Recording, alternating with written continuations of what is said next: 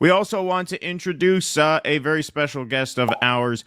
You all know who she is, former Seattle City Council member and founding organizer of Workers Strike Back, whose conference is coming up in just 2 weekends from now. That is not what we're here to talk about today, oddly enough. We're here to talk about something very urgent. We're happy to have her on. As always, please welcome our friend Kshama Sawant to the program. Kshama, good to see you.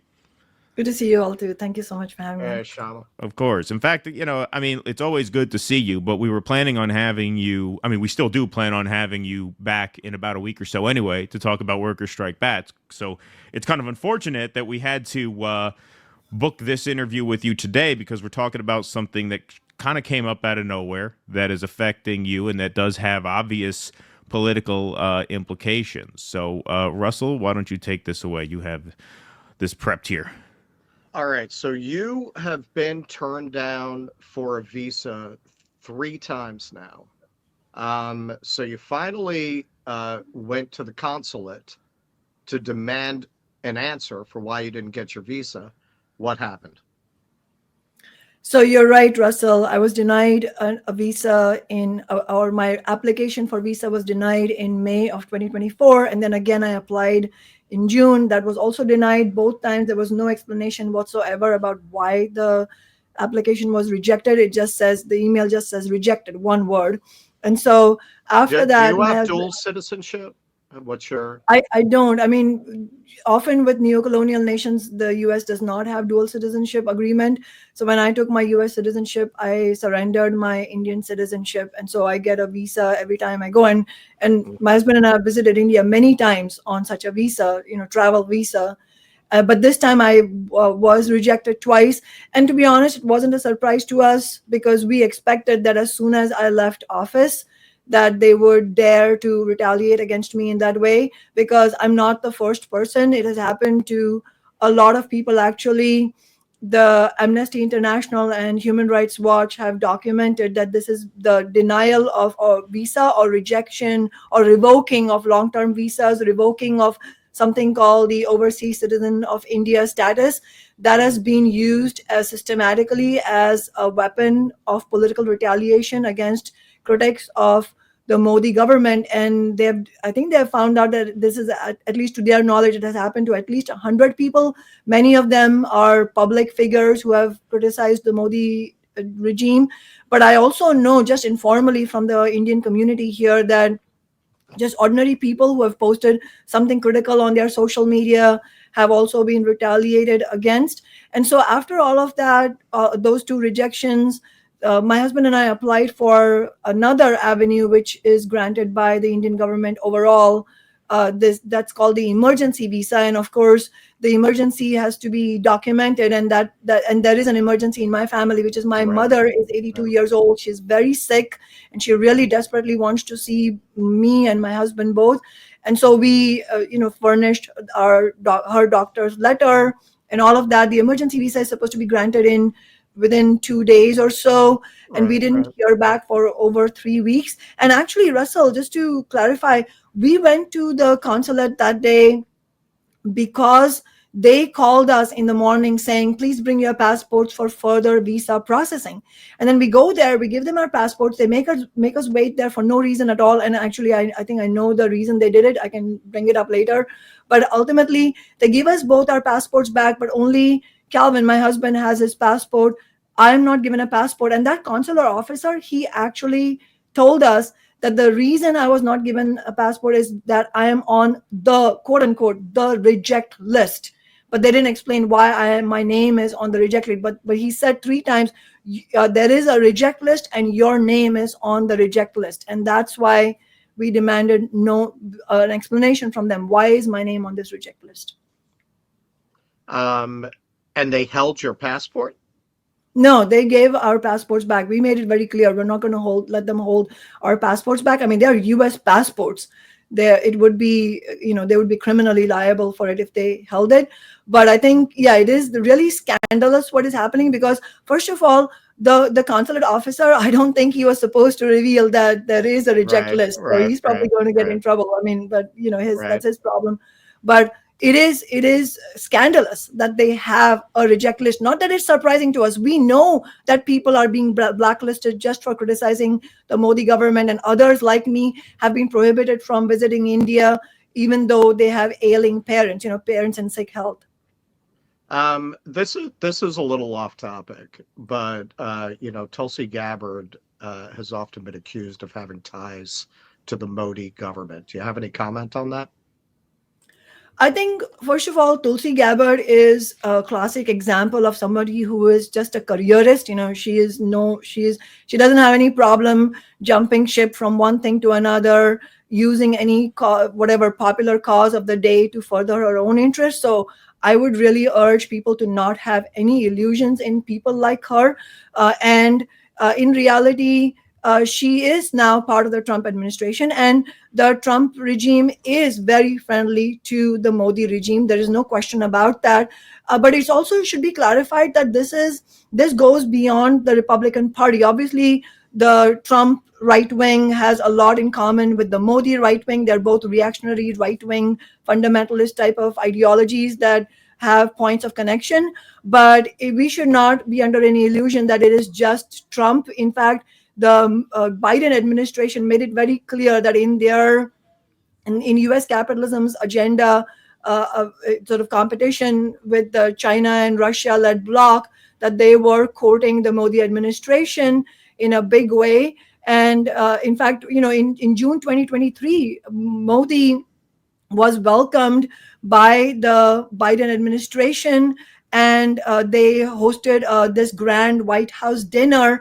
And the invitee list, the guest list of that dinner, was revealing as a who's who of Indian and US elite. Several Indian billionaires, including Mukesh Ambani, who is Asia's richest person and the world's 13th richest person. Also, Apple CEO Tim Cook, Alphabet CEO Sundar Pichai, Microsoft CEO Satya Nadella. So in both countries, the sitting administration, whether it is Democrat or Republican here and the Modi administration there, they're both friends of the billionaire class. And one of the things we're seeing is retaliation against dissent. It is also attacks on protest movements. We've seen Trump also sort of, go after immigrant communities. We saw the deportation of Indians in shackles, which is just, again, another scandalous thing. And also, we've seen the executive order from Trump against student protest movements who are speaking up against the genocide in Gaza. So I think all of these things are connected.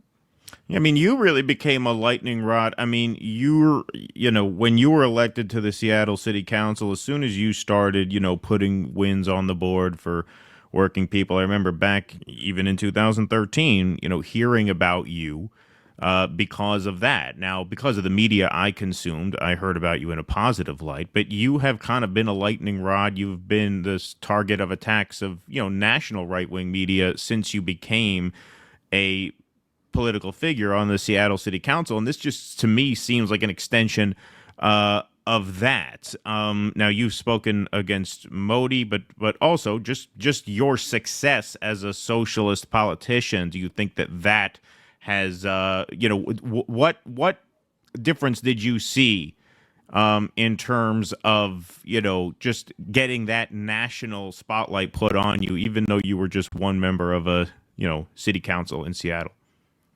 You're right. I mean, if you look at it just from a technical standpoint and a technocratic view, a seat on the city council of one city is really not something that rises to any kind of prominence. You have Right. Pramila Jayapal, who's a Congress member, Ro Khanna, these are all Indian Americans like myself who are in a much more prominent position.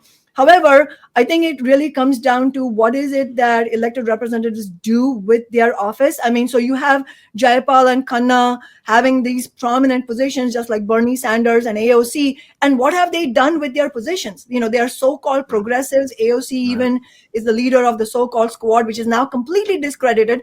They all have uncritically supported the Biden candidacy and then Kamala Harris. They didn't really fight against the the breaking of the railroad worker strike. They have done nothing whatsoever in order to hold, for example, the Biden administration to account in the betraying on all the promises, $15 an hour, canceling student debt, the public health care option. And if you contrast their congressional and Senate positions, which they could do a lot of, they have a national platform. They could be calling for mass movements on Medicare for all, or on $15 an hour, or ending the genocide in Gaza, ending US military funding absolutely permanently for the Israeli state. They have done none of that. Whereas our one city council position, look at the contrast with which we have used it.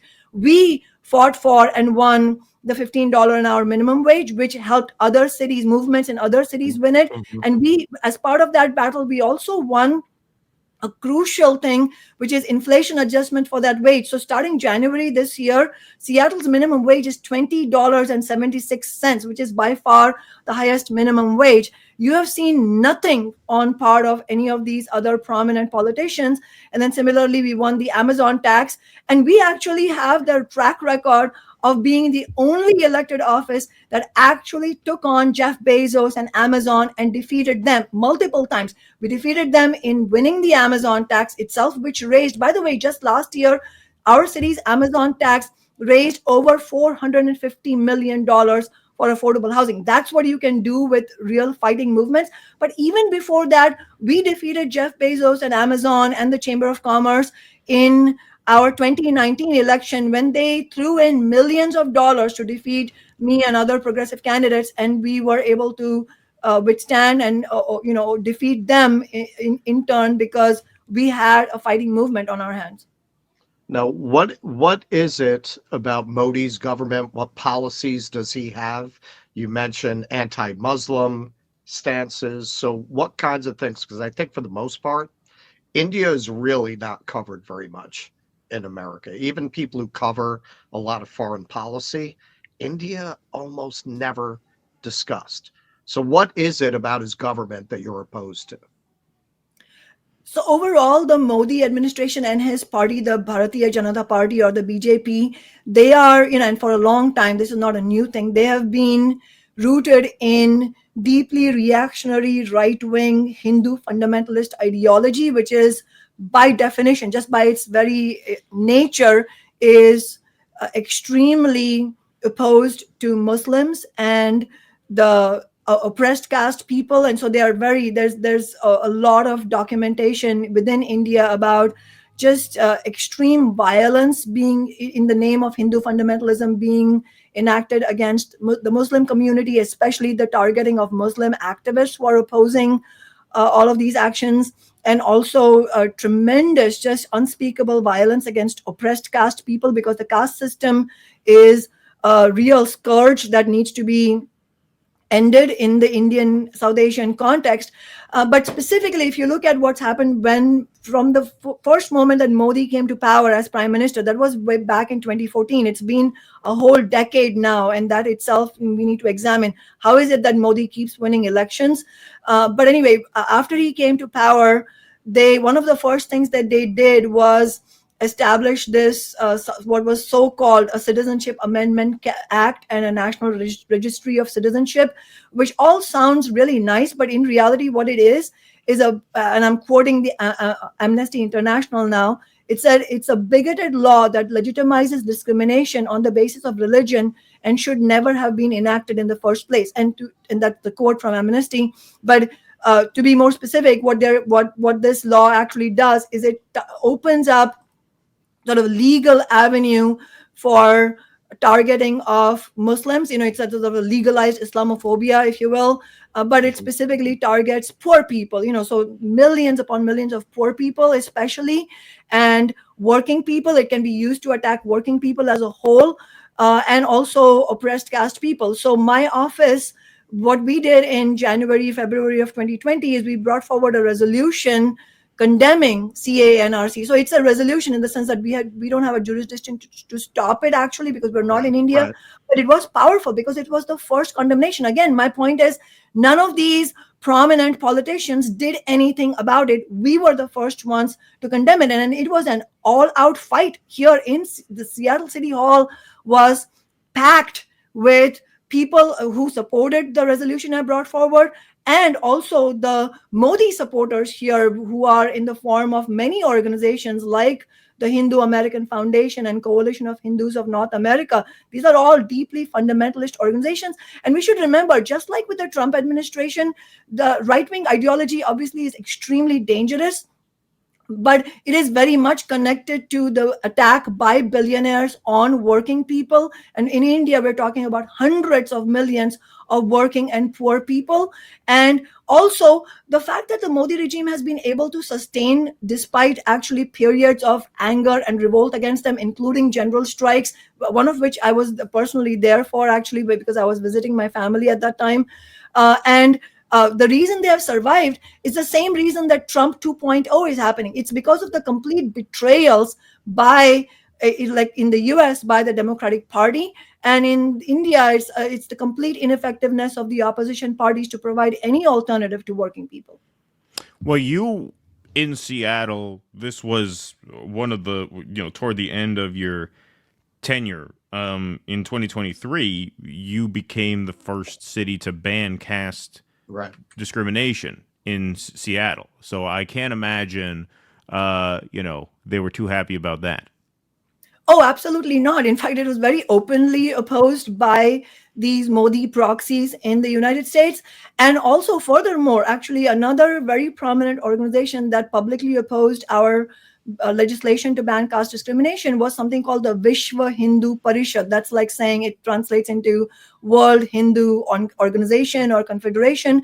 That is a very prominent part of the whole Hindu fundamentalist, what it's called as a Sangh Parivar, which means that it's a family of the Hindu fundamentalist organizations in India, and Vishwa Hindu Parishad, or VHP, is a very prominent part of that. So they openly opposed it, and there's no doubt in my mind that the fact that the Modi administration is blacklisting me and preventing me from visiting my mother and using that as political retaliation has everything to do with both these things, both the CANRC resolution condemning those laws and also the caste discrimination bill. But I'll just say that I strongly suspect that the Modi administration didn't dare to retaliate in this overt way against me while I was in office. Right. They are going after me because they think that it will be a much less backlash now that I don't hold actual elected office. And that's why I should emphasize that we cannot fight this by just sort of at an individual level. This has to be a movement, because I am far from the only one that's targeted. And so we are hoping, we are launching a protest actually outside the Indian consulate in Seattle on Thursday, February 20th at 4 p.m. So if any of your viewers who are in Seattle, if you will join us, it'll be very important, because it's a protest to fight Modi and Trump and the billionaire class. It seems like, because I was in India about 2 years ago this time. There is a real naivety and romanticization about Indian culture in America, because one of the things that really struck me when I read stories about the caste system legislation was how much resistance you were getting from upper caste Indians. There's this very romantic vision of India as this land of impoverished, wandering mendicants and Gandhi, whose legacy obviously is more complicated than usually presented. I think that's part of why people aren't as aware of how much conflict there is in India and how much injustice. I think it flies in the face of a lot of the way we've been taught to think about India.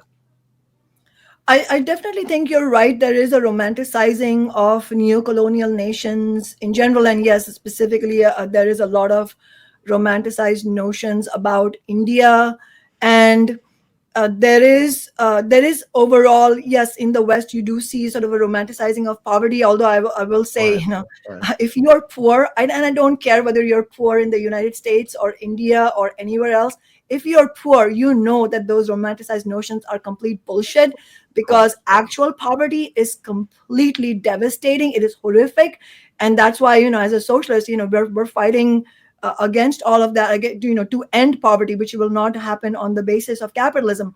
But to address the other aspect of what you're saying, why is it that people are not aware of the tremendous issues that exist in India, and also that there is a real resistance to Hindu fundamentalism, to the domination of the billionaire class. There is a real anger against poverty. There is a serious simmering discontent among young people in India. I mean, my contention is that hundreds of millions of people, especially young people, could be organized today if there was any political organization worth the measure, I mean, which we don't have, unfortunately, that could unite people across caste, across gender, across regional divides, which there's a lot of regional divide that is exploited by the Indian ruling class, not just by the Modi administration, but by ruling parties in general.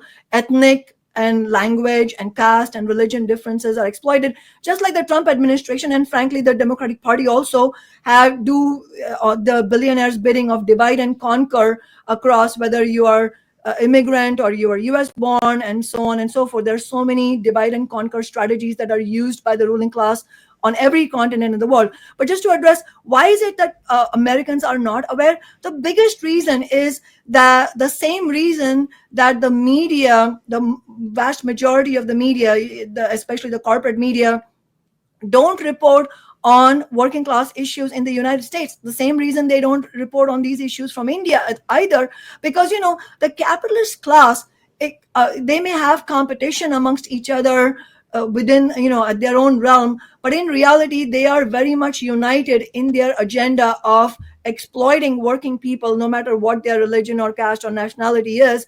And so the corporate media in the United States very much wants to keep any negative media, negative news, and what working people actually feel in India from the years of working people in the United States. I mean, the last message that the capitalist class wants to send is of international working class unity. They don't want that. They want working people in the US to hate Mexican workers or Latino workers or Indian workers. They want to make it about all those clashes, because then working people are busy fighting amongst each other and not understanding that your enemy is the billionaire class. I really appreciated the segment you did where you pointed out the complete dishonesty of Elon Musk, sharing that particular tweet where the divide is, yeah, exactly. You know what I'm talking about. Then you're going to love the rest of this show if you stick around. That has 5,000 views. I guess you watched it 4,000 times. I guess that explains why that was a success. Usually those kinds of segments don't do that well, but I guess Kshama watched it on repeat. Boosted our numbers. Well, you know what it is. There's a shift now, because now Elon is running the country. So there's going to be more interest in videos like that. In the past, we used to call out Elon before Trump won the election, and those videos would almost always tank. Yeah. Nobody cared. Now there's more interest. All right, so why don't we show you a video, because you guys posted a video to Workers Strike Back that shows a sit-in because you had some supporters of yours come and rally to your defense. So this was taken off of your website, so forgive folks, there's a pause icon in the middle of this that I couldn't get to go away, but I wanted to download the video. So why don't you set up what we're about to see here, because this went down, I guess, was this at the consulate? Was this at the airport? Where was this? It was at the Indian consulate in Seattle, inside the office. And like I said, we didn't go there with the intention of carrying out civil disobedience, but because they called my husband and me, bring your passports for further visa processing is what they said. And then when they denied me and they admitted that there is a reject list and I'm on that reject list, we refused to leave until they gave us an explanation. And of course, what happened was when my husband and I, initially it was just the two of us, when we said, no, we are not leaving until you give us an explanation, we've been given enough a runaround. We've come to the consulate so many times. They refused to give us an answer, obviously. But at the same time, they also gathered more and more people from wherever, I don't know. I mean, I don't know where their offices are. And it started to become really intimidating for us. We really were concerned for our safety. And so then we asked other Workers Strike Back members to join us, to be there with us. Okay, so let's take a look at this. We have a right to record. We have a right to record. No need to. Not yet. She's being denied a visa in retaliation. 18-year-old mother. It is not legal. You're stating as a business that is prohibited by law. I have a legal right to record. You do not have a right to put your hands on me. What kind of government denies someone a visa to see their mother? What kind of government retaliates against someone simply for criticizing it and refusing them 3 times to grant them a visa because of criticism of that government? What kind of reactionary government operates in this way?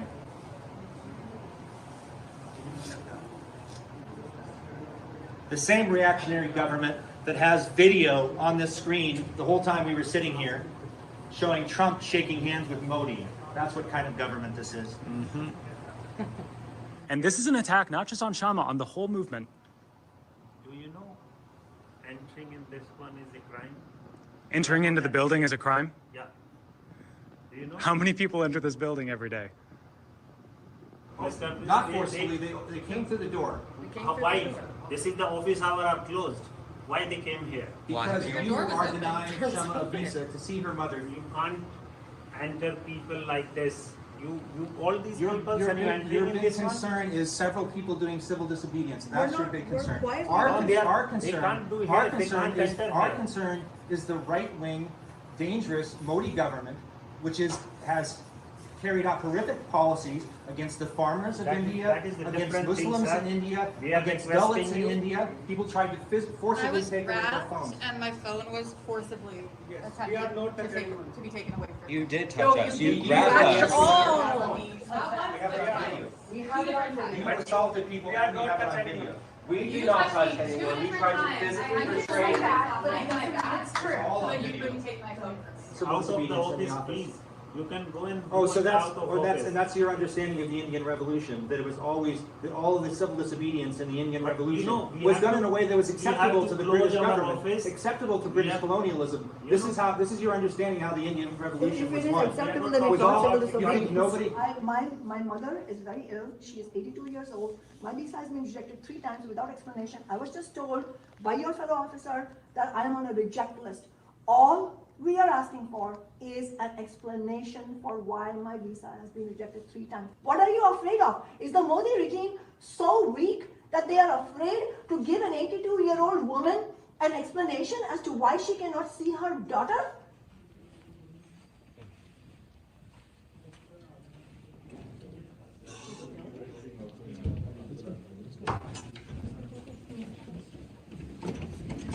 Whoa, what are you doing? Oh my God. Hey! Hey! No, stop, Where are you leaving? What are you Where are doing? you leaving? Are you serious? Holy shit, what the? Okay, so it's a So little unclear what's what happening happened at there. the end there? Yeah, What's what happening? happened at the end there? It was a little unclear. Yeah, I'm sorry. The part of the problem was that they were actually snatching the phones from our hands, and so it was hard for us to record exactly in a very clear manner. Yeah, sure. But what was happening was this. So yes, we did stage a civil disobedience, and can I just say sorry for interjecting this, but I can't help it. Can I just say, look at the contrast between this and what the Democrats like Chuck Schumer and Ilhan Omar did Yeah. in relation to USA, and Yeah, I have to say, Yeah, we just said that the other day. Yeah, exactly. Yes, Thank exactly. you for your That's what- service. Thank you for your service. Jim.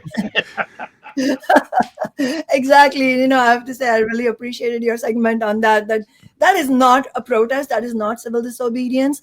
That is, that really reveals them as part of the establishment, really. Right. Whereas our action was actual civil disobedience, where peaceful civil disobedience, where we didn't do anything. All we were doing was refusing to leave because we had a demand, and they were the ones actually, even before the last moment happened, which I'll explain in a second. They were the security guys of the consulate. So these are consulate employees. These are Modi employees. They were literally touching worker strike back members, shoving them, body checking them, trying to get their phones. I mean, it's incredible to see the way they were acting. But the last thing was just stunning. So what happened was we had worker strike back members on the street, because that's how organized we are. And they had the consulate staff had been threatening to call the police on us. They didn't dare. ultimately they did call the police because our members downstairs said, hey, there are 3 cop cars here. And so we decided to leave because, we wanted to, we have our own strategy and tactics of how we carry out civil disobedience. We didn't want to extend it at that moment. So when we heard that the police were there, we just wanted to quietly leave. And keep in mind that as we were quietly leaving, that was exactly what the consulate staff were telling us to do, which is leave. So we were doing what they were asking us to do, which is leave. And what happened was that as we were trying to leave, and I was holding open the door of the stairwell because they turn off the elevators. This is just draconian, the whole way they even run the building. So I was opening the stairwell door for us to go downstairs, and some of us had already left to go, and they were on the stairwell, and that's the part you saw from the stairwell. One of the security guys, he actually, of the consulate, this is not the police, it's the consulate staff, who grabbed at me to prevent me from opening the door and continued grabbing at me to shut the door. And he was clearly trying to entrap me and possibly others into staying there, probably with the hope that the police would arrest us. I mean, I don't see any other explanation. If you're asking us why to leave, do that? yeah, if you want us to end our civil disobedience and we are doing precisely that, why would you stop us? I mean, this is honestly, I'm not surprised by anything that the Modi regime does, but that was really shocking. It is gangster-like behavior for them to literally grab at me like that. And also that there was another worker strike by member that they grabbed with they grabbed her arms, both her arms, and they took her, she was the one who was recording this. They took her phone and the phone fell down in the scuffle, and they engaged in a further scuffle with her, trying to snatch the phone. And then they were restricting me and another member from leaving. And so we had to literally push back on them in order to leave. I mean, it's just really beyond everything. Yeah, it's a very dangerous situation because they have diplomatic immunity, right? I don't pretty think much so, do no. anything. No? No, I don't think they have diplomatic immunity in the consulate. But what they do have is a real sense of political emboldening, that they feel emboldened to go after us like this. And they feel emboldened both because the Biden administration and the Democrats have already emboldened them, and that because in India, the opposition parties like the Congress party have been completely ineffective. And they are also, let's face it, it's a similar situation like in the United States. Sounds familiar, yeah. Yeah, they are bourgeois parties. They all represent the interests of capitalism. And so they are unwilling. It's not just that they're unable, they're unwilling to unite working people because they don't want to do that. That's not part of their agenda. And so right now in India, there's a real chill because nobody's fighting back. And it's different in the US in the sense that in India now, all the institutions and the media, they're all in lockstep with the Modi administration. And now people are scared to push back, and those who are face tremendous retaliation. I mean, literally activists' homes get bulldozed. It is, it's at a really different level. So even before Trump came, Modi was already emboldened, but I would say now there's a further clear emboldening because of that connection. So what can people do to help?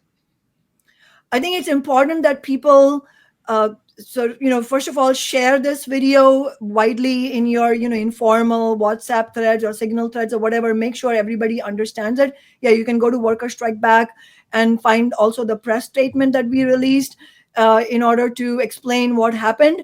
Most importantly are 2 things. One is Worker Strike Back will be sharing an email through which people can join us in sending mass numbers of emails to Congress members Pramila Jayapal and Ro Khanna, and also the local Congress member here, Adam Smith, demanding that they go after the Modi regime, and that they in turn demand that the Modi regime stop this type of retaliation against people like me and stop using visa and other means to prevent us from visiting our families. And the other important thing is, if you are in Seattle, then join us at the protest in Seattle downtown on February 20th, which is a Thursday. And, I'm going to be there. Yeah, Russ is going to be there because he's going in early. Oh, that's fantastic. Thank you for being there. And also, we have a petition online that is demanding all these things. And so if people can sign the petition, that's very crucial. Okay, great. Well, Kshama, thanks for being with us today. Stay out of jail, because we need you for the conference. So no going to jail for the next 2 weeks. You got to stay out of jail for 2 weeks. Agreed. So go to workerstrikeback.org, and Kshama, our love to your mom, and we hope you do get to see her soon. Thank you so much. I really have. You have no idea how much it means to me. Thank you. Alrighty. Well, we Thank will you, talk to you Kshama. again Our before the pleasure. conference on this show, and then Russ will be there in person. I will send in a video, and we're going to get a super stream together for it. So we will make as much noise as we can with that. Great to see you. Thank you so much for joining us. Likewise. Thank you so much. Please clap.